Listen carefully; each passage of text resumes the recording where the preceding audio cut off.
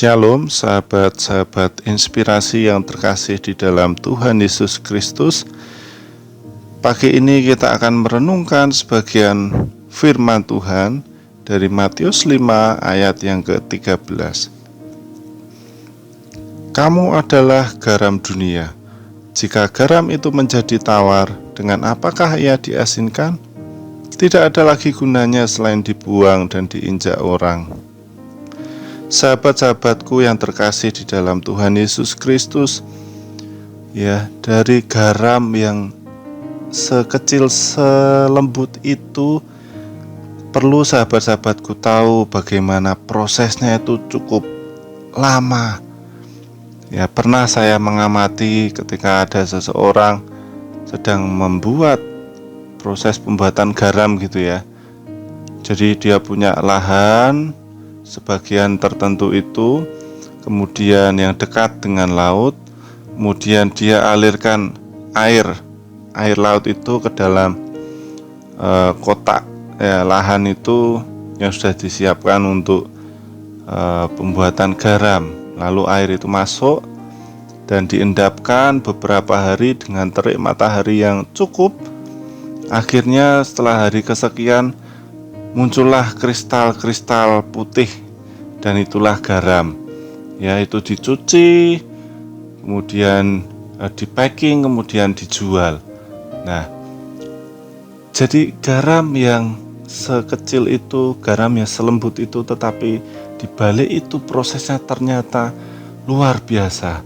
Ya, kita tahu bersama fungsi garam itu sangat terasa sekali ketika sedang masak.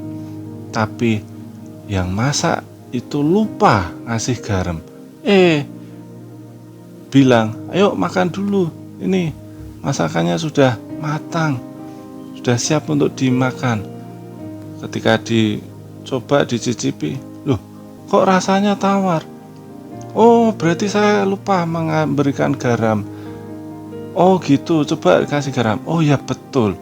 Akhirnya baru rasanya ada gitu ya, asin dan berasa, tidak tawar seperti itu.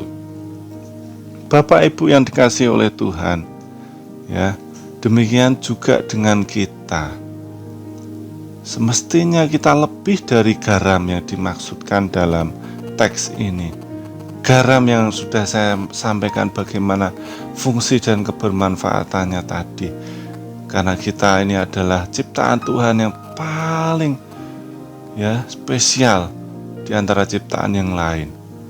Seharusnya kita melebihi fungsi dari garam tersebut. Bagaimana ketika kita hadir di tengah-tengah gereja dan masyarakat setiap harinya, bagaimana ketika kita di tempat kerja, bagaimana ketika kita dengan usaha kita melayani pembeli yang ada, kemudian karyawan-karyawan kita, harus lebih dan lebih bisa dirasakan.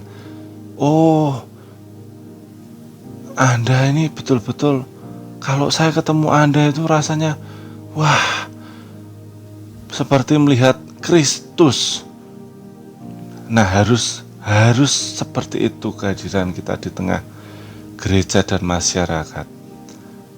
Sahabat-sahabatku, ya, tantangan pasti ada, tetapi mari kita mengupayakan hidup yang dapat dirasakan dampak positifnya dimanapun kita berada, baik itu di gereja maupun di masyarakat.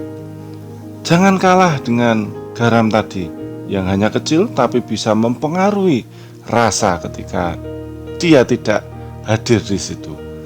Jangan kalah, kita harus lebih dari itu.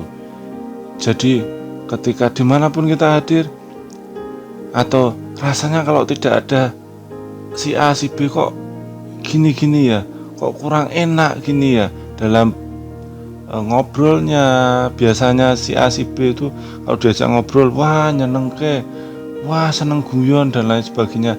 Ya, khususnya mencerminkan karakter Kristus. Wah, ini orangnya penuh kasih, ini orangnya selalu sukacita.